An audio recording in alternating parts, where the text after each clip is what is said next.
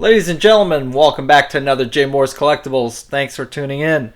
Today I have something rather interesting and unique that I would like to share with you, continuing the series of my recent acquisitions over the past 3 months. You see, I wasn't actually actively seeking this very item.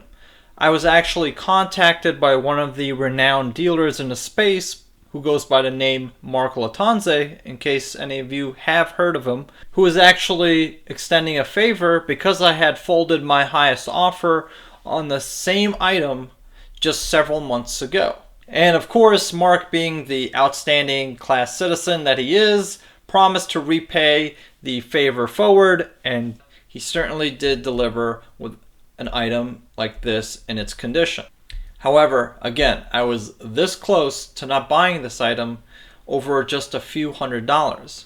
But we made the deal happen, and he told me, you gotta have this. You have to have this. You have to take a look.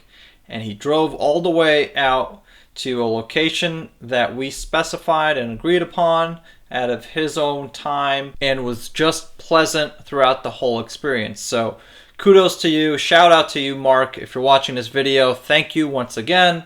And for anyone who sees his name around any of the Facebook groups, by all means, if you're purchasing from him, you're in good hands. Well, I'm pretty sure you're dying to know what's inside this very binder. Well, if you haven't guessed it already, based off the Magic the Gathering logo and this gentleman right here who's smiling as can be because he landed such an awesome item, let me showcase and show you what Jaymorz has added to his collection. Well, do you see it, ladies and gentlemen? Portal 3 Kingdom. Just adjust the camera here. Bam! Okay, with the power of editing, we got the cards back in frame in a better angle so you can take a look at the cards, their descriptions, their titles, their mana symbols, and most importantly, the flavor text and the artwork. Because this set is purely stunning. But before we dive into Portal 3 Kingdoms, let's go back in time and let me give you a brief history on what the Portal set meant for Magic the Gathering. So Portal was actually a set that was designed by Wizards of the Coast to attract new players into the main game. The set featured basic mechanics, simplified terminology, and actually reworded some of the common terms that players would use throughout the course of the game. So instead of your graveyard, it would be called your discard pile, so forth and so on. There were actually no forms of instants, and therefore the only cards designed in the set were simple creatures with no actual creature type, sorceries, and lands. There were no artifacts, enchantments. Now, the Portal set was released in 1997 and was the first installment within the Portal quote-unquote block. I say this because each of the subsequent Portal sets that were released were actually performing different functions. In 1998, Wizards of the Coast released a second installment of the Portal set called Portal Second Age. This was an attempt to amend the original Portal set by reintroducing common terminology that you would see in casual Magic the Gathering play. So because of this, Portal Second Age actually was a more refined set, a revised version of. So again, not considered another set printed within the block. Now, there are a few interesting design cues about Portal Second Age. One, it featured cards with black bordered, which carried over from the original Portal set, but you don't see that in Portal 3 Kingdoms. But we'll talk about that in just a second. The second thing is the set was based around an actual storyline between warring villages and creature types, which was pretty interesting and sort of iconic to the existing Magic the Gathering sets at that time. Last but not least, only Magic the Gathering set that features a realistic weapon. There's a card that actually has a long barrel rifle featured within the artwork. Now, a lot of people at that time considered it unattractive, taboo, and just outright disrespectful to the franchise as a whole. Portal sets at that time were not tournament legal. They were not allowed in any sanctioned tournament play. So your Pro Tours, your Grand Prix, you could not participate in those tournaments if you had these cards in your deck. So considering the controversial artwork and the protests behind that, paired in with the banning of these cards in sanctioned tournament play, which again was the big picture behind Magic Gathering, as it was very competitive back in the day. People did not favor this set because of that. And so Portal was discarded, thrown away, and simply never had the appeal to attract new players within the game. And therefore, it would be outlandish to think that Wizards would print another Portal installment. But here we are with Portal 3 Kingdom. Now again, this set was never intended to be within the block of Portal. It was actually a standalone set carefully designed by Wizards of the Coast to attract the Asian market into Magic Gathering. More specifically, the Chinese market. Magic Gathering was huge in Europe and Japan as well. We saw original Japanese printings all the way back to Tempest. Actually, even earlier with Japanese 4th edition. So this set was primarily catered towards the Chinese market. And so the theme, the artwork, who they commissioned for the artwork is all based on Chinese culture. I believe the lore and theme of the set was based off the romance of the Three Kingdoms, or the Warring Kingdoms, the Wu, the Shu, and the Wei. Now we'll definitely go through each card in detail and talk about the financial value tied behind the individual cards as well as the set overall.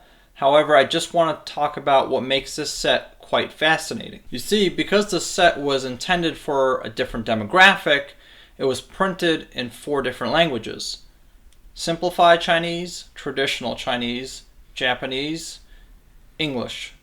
Now, with the English translation or print run, it was only released in New Zealand and Australia in very limited supply, because the main intent was to attract the Chinese demographic into the overall player base of Magic Gathering, not the English, not the Japanese.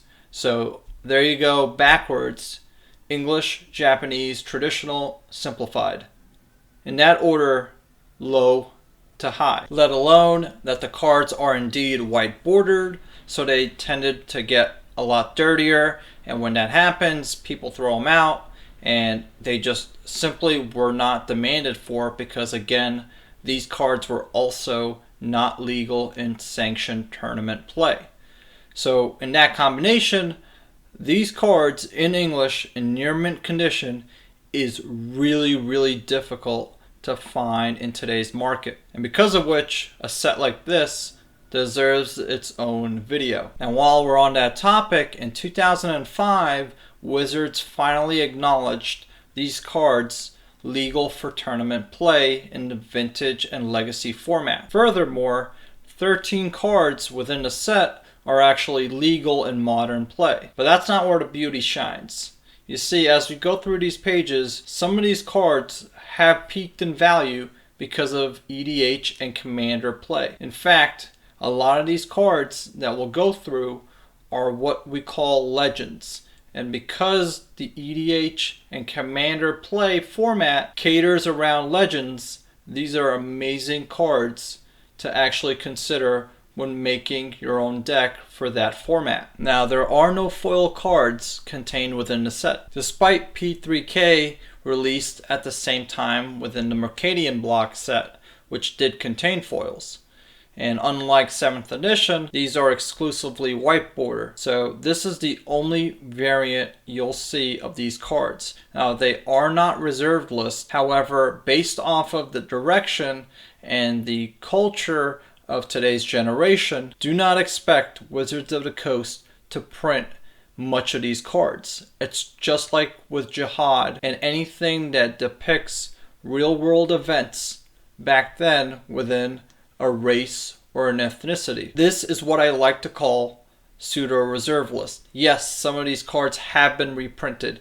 Yes, some of these cards may very well reduce in value if they have a reprinted counterpart. However, the originals in their conditions, knowing how difficult it is within the English printing, makes this a one-of-a-kind item. So you'll always find a niche or a market to sell this to in the future. And as we flip through the pages, you'll see the allure of the set, the beauty of the artwork, and just why having this in your possession is truly, truly amazing. So without further ado, let's begin going through the cards. So here we are on the very first page of the set.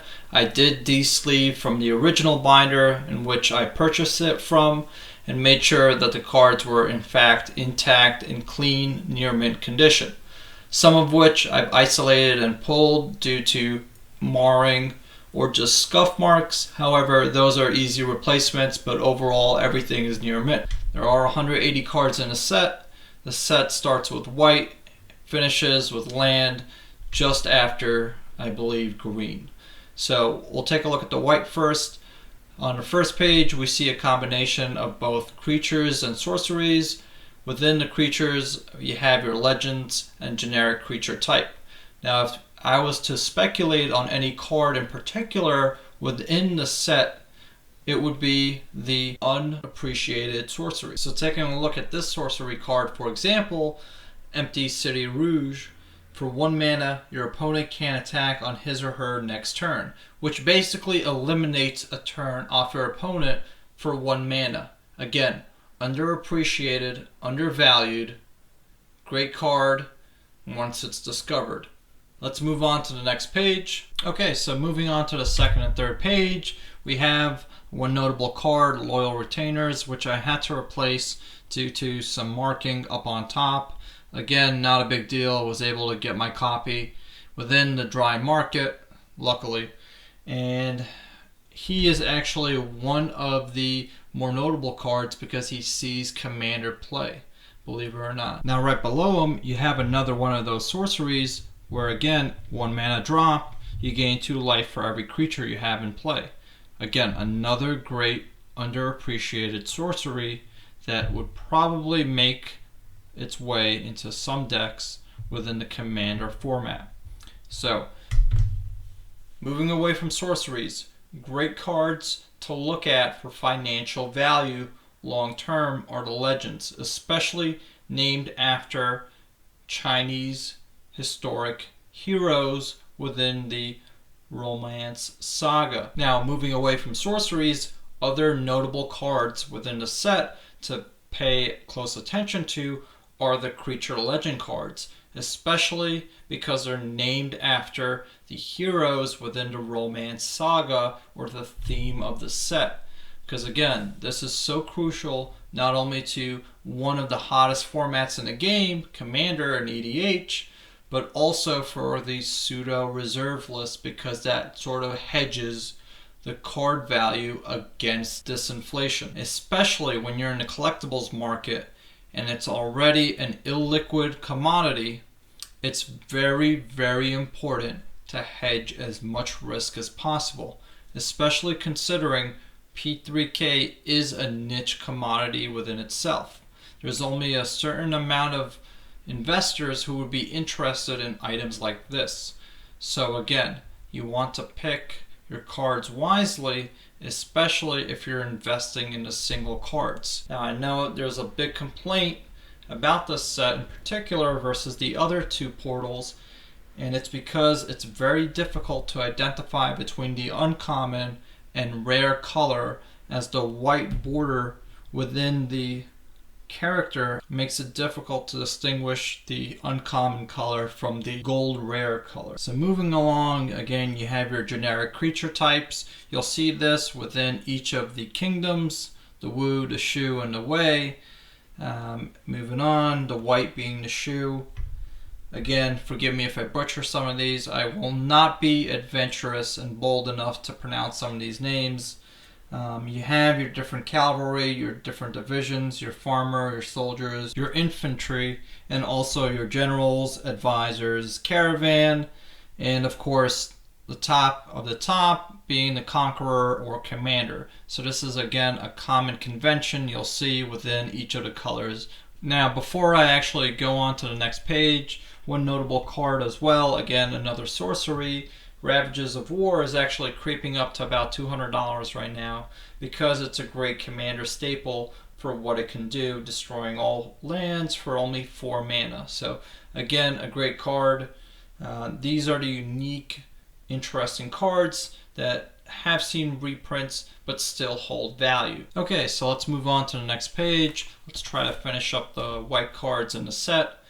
With that being said, Vengeance is another card I had to replace due to some marking down over here. Again, not a big deal. Uncommon card.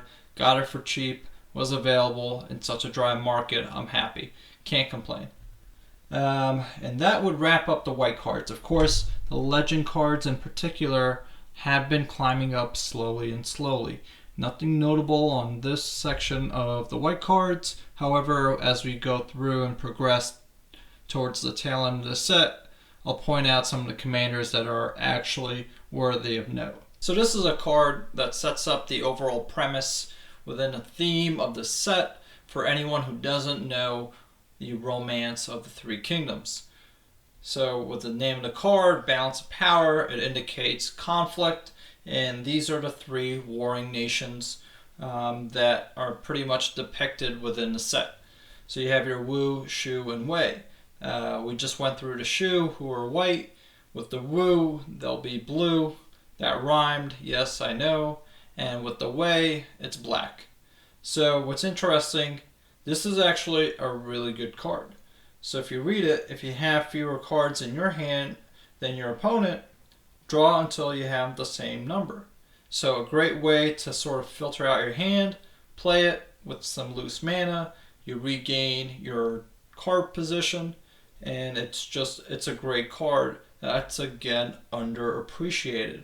So in the commander format where cards like this are actually viable, you'll see price upticks eventually in the near future. So moving on to the next card beside it, we have one of my personal favorites, Borrowing 100,000 Arrows. I think Rudy's as well, simply because it just adds humor to such a great artistic set, and it just balances so well with everything going on. Okay, moving on with the rest of the cards within the page, we do see some functional reprints, some of which have originated from Portal 3 Kingdoms, others are of older cards. And of course, going on to this page, we have my man Jay-Z over here, Capture Jay-Z, no, not the rapper, but again, a functional reprint, I believe, of Time Elemental. You take another turn after this one for 5. Great card, has been reprinted, I believe, in From the Vault, and again, still holds value. So it sort of absolves that theory where if it's reprinted, the value is diminished. That is not necessarily the case, especially of older cards that are very scarce in nature. So moving on to the rest of the cards on the page, another notable card, especially within Commander, Lady Sun. This one is part of, I believe, a turn 3 combo where you can have an infinite mana loop once you get some cards on the board. So great card. Just be knowledgeable about the game. I think within my KPIs for single card market investing, you need to understand the fundamentals of Magic, but also know how it derives its value from the main game. If it comes from a Commander staple, that is highly, highly desired, especially given how hot Commander is within the mainstream game of Magic Gathering. Okay, so moving on to the next page, have one quick comment to make. Don't underestimate the mechanic horsemanship, especially in Commander. It's sort of like a free cheat sheet for being unblockable, if you will. So it's a hard mechanic to sort of overcome, especially when paired with your Commander / Legend card. So again, adds value to the card, and we'll see more of that as an example when we get further down and progress towards the tail end of the set. So a card like this with horsemanship pairs nicely with its activated ability. You draw a card when it damages your opponent for 4, 1/3. Great card in Commander, actually, believe it or not. So moving forward, again, you have your basic Functional reprints, Mystic Denial has been reprinted a gazillion times. Not to worry, because there are other notable cards within the set. So you can at least appreciate the artwork, because again, everything here is commissioned by Chinese artists to sort of add to the feel and the theme of the set. Again, amazing move by Wizards of the Coast. Portal 3 Kingdoms is so underappreciated for what it brings to the table in Magic the Gathering, especially 5 years after Arabian Nights.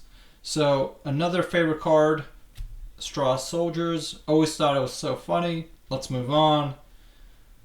Okay, so this one I had to replace as well, because I'm not sure if you could pick it up on camera. There is another smudge on this card on the mid-right edge right there.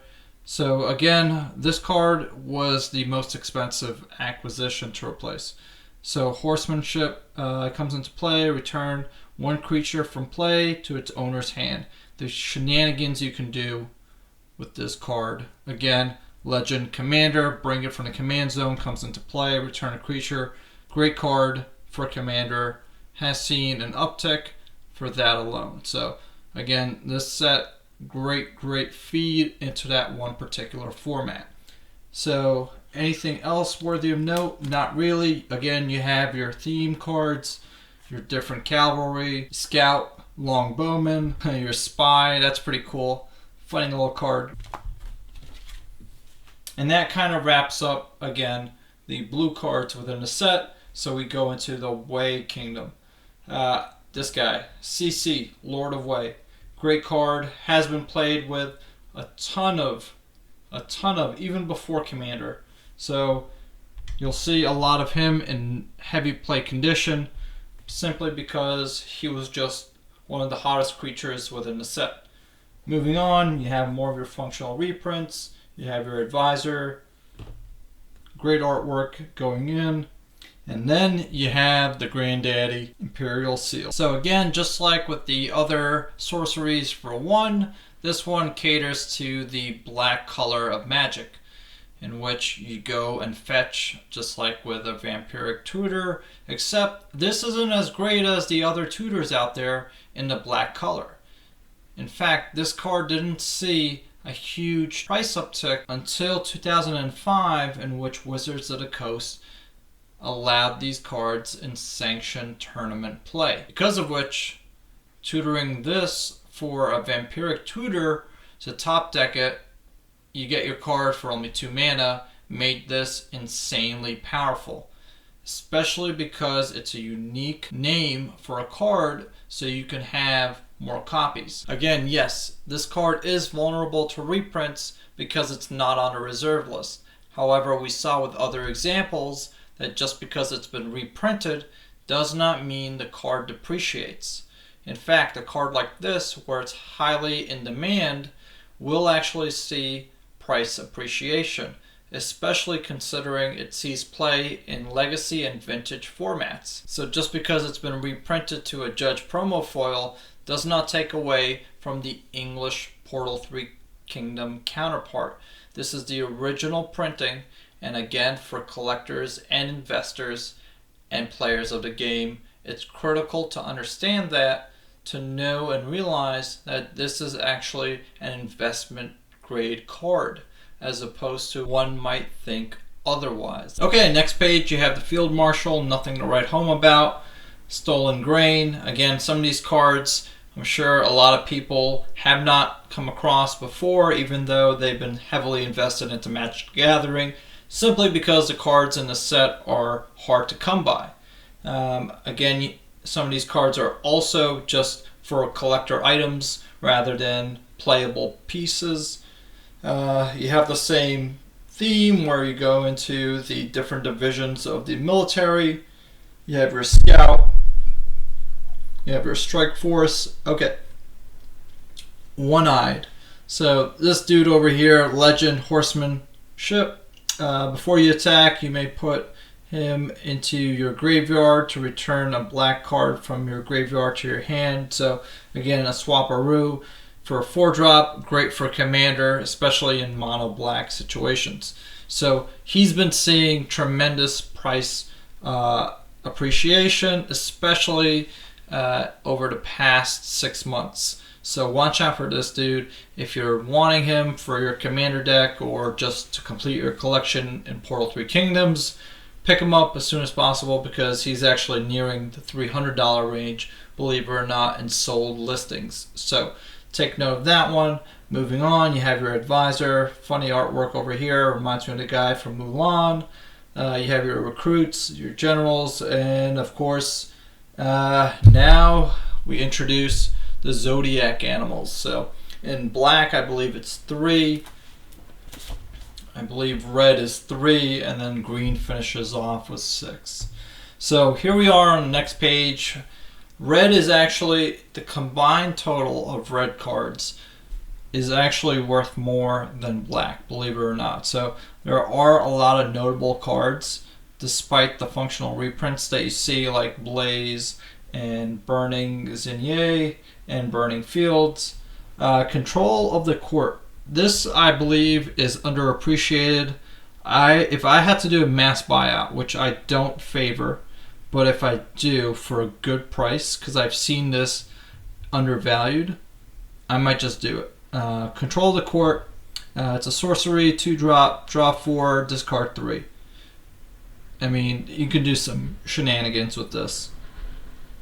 So moving on, Artful Beauty has been seeing some price uptick. Not a great card for any particular format, but I guess just for the artwork alone. Okay, so this guy was always good.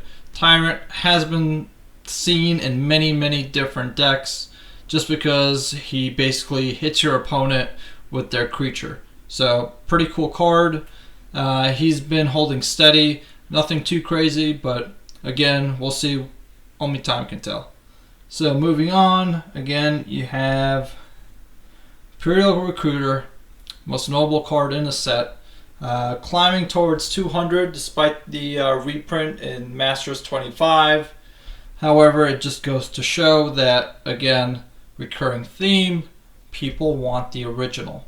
It's the original artwork, it's the original printing, it's hard to come by, it's something to sort of celebrate over. So it gives towards that collector vibe, that sensation of collecting older cards just for the sake of having them in your collection. So moving on, nothing else that's notable on that page. Let's see. Again, you have more sorceries, which do add value, believe it or not. So some of these cards are actually $100 to $200 cards. It's just they're not really all that great in terms of selling at that time. Okay, so we have Warrior's Oath, which is the third most expensive card in the set. This is nearing $500. Take another turn after this one. At the end of that turn, you lose the game. So it's like a Final Fortune in 7th edition, but on Portal 3 Kingdoms. Sees play all the time. Great for all types of decks.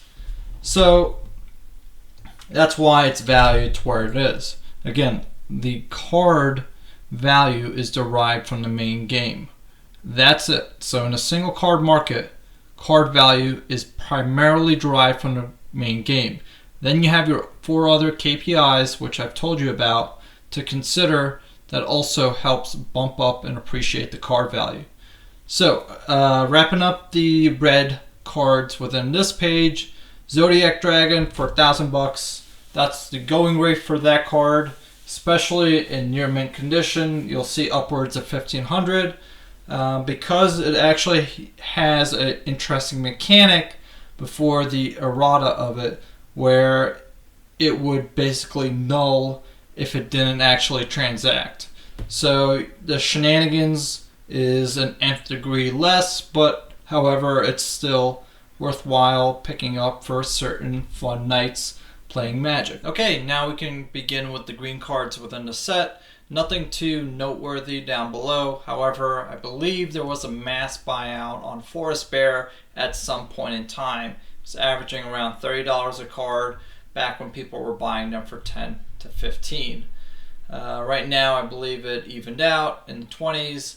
But again, nothing noteworthy, not a lot of action there. Alright, so continuing on with the rest of the green cards within the set, you do see some price action on this one card in particular because, again, Legend with its activated ability, only a 3-drop. Basically gets one of your creatures from your graveyard to the top of your library. Great card for pulling all types of stunts. Again, card value is derived from the main game. I say it all the time, I'm like a broken record. So these are the cards that you should be speculating on, especially considering they are rare. Okay, so moving on with the rest of the green cards within the set, I do want to point out this one in particular as well. This one, unfortunately, is not a rare, it's an uncommon. However, the activated ability is quite substantial. It pretty much acts as a fetch land whenever it successfully damages your opponent for a force card. Great ability, great card, only a 3-drop, 2/3 power toughness. Great card for commander, especially when you need to mana fix. So, underappreciated card, look out for that one. This one's seeing some price upticks. I think it's just because of the horsemanship with the rare combined with just the artwork makes this card one of a kind. Again, you have your Lone Wolf, your functional reprints.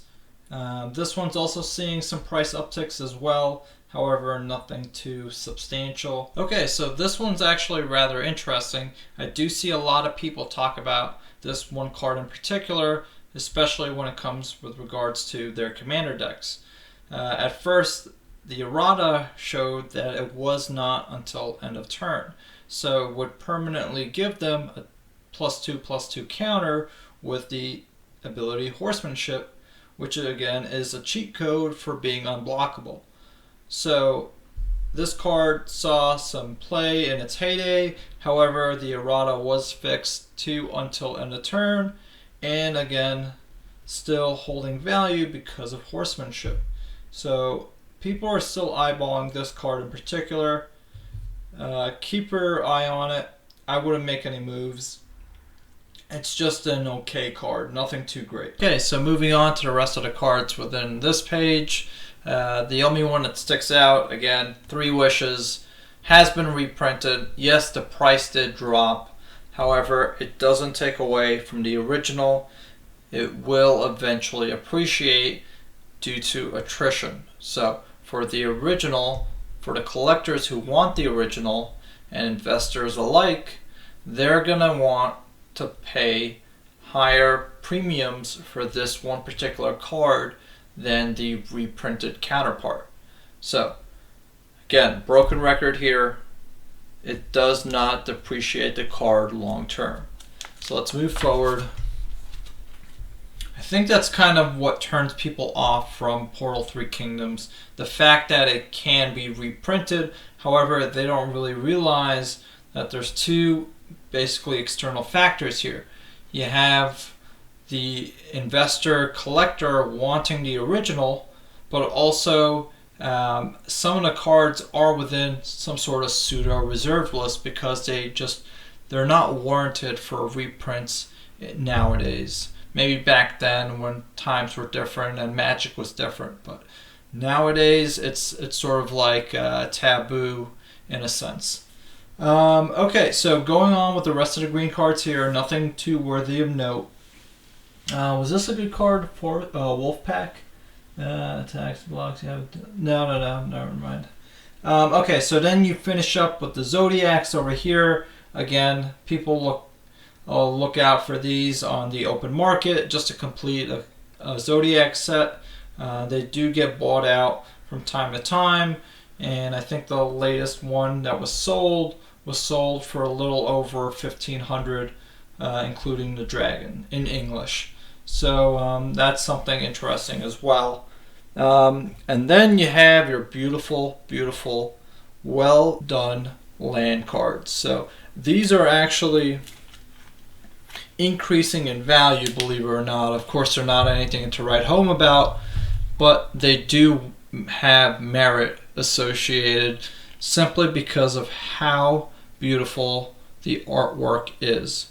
They're so drawn in such a simple yet beautiful, elegant manner, and the watercolor, vibrant colors just sort of exude the beauty of magic and why people just fall in love with these cards back in the day. So there, we've done it. All 180 cards within the set. If you're still watching the video, thank you very much. I am under the weather. However, I managed to talk for that duration. But to wrap the video up, here are my 2 cents within Portal 3 Kingdoms. Do I think this is a great investment long term? If you can get it for a low enough cost basis to hedge risk, especially if there's weakness within the market, meaning if you need to suddenly fund a project or get a return on your investment, it will take some time. Portal 3 Kingdoms has a niche market, but it's well groomed and well primed for long-term investment. So with a product like this, the beautiful artwork, people can actually appreciate items like this, given the merit for a pseudo reserve list contention. This set will actually stand the test of time. So again, if you can get it at a low enough cost basis, absolutely. Am I going out of my way to buy as many of these sets? No.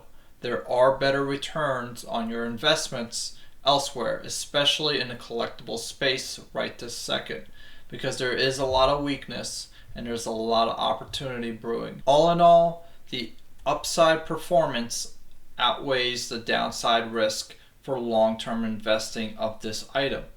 Now, of course, Rudy will also be mentioning Portal 3 Kingdoms in one of his videos. Time only knows when. However, when that day comes, if you do not have a position or exposure to Portal 3 Kingdoms, you will be missing out on opportunity. So within the market weakness, it's a good idea to look for an item like this just to have exposure to. Of course, like I said, there are better ROIs elsewhere, but you want to diversify your position, especially in the collectibles market where anything can catch fire at any one given time. Unlike the stock market, there is no growth, there is no earnings call, there is no Q1, 2, 3, and 4 reportings to sort of gauge how well the product performs. Well, ladies and gentlemen, I hope you enjoyed the video. I hope you had a chance to appreciate the cards within the set as we went through them, and you had fun browsing through each of the different artworks, depictions, mechanics, flavor text of each of the individual cards just as much as I have. This is a great set, a great time in Magic, and it truly shows just by the sheer beauty of it all. So make sure you enjoy your day, make sure you do what you love doing, and remember, Rudy's right. You only have one shot in this world, so make it count. May you always be smiling just like the recruiter, and hopefully you continue to have a splendid rest of the day. But before you go, please do me a favor and hit that like button and subscribe so you see more Jaymorz Collectibles. I'll see you in the next video.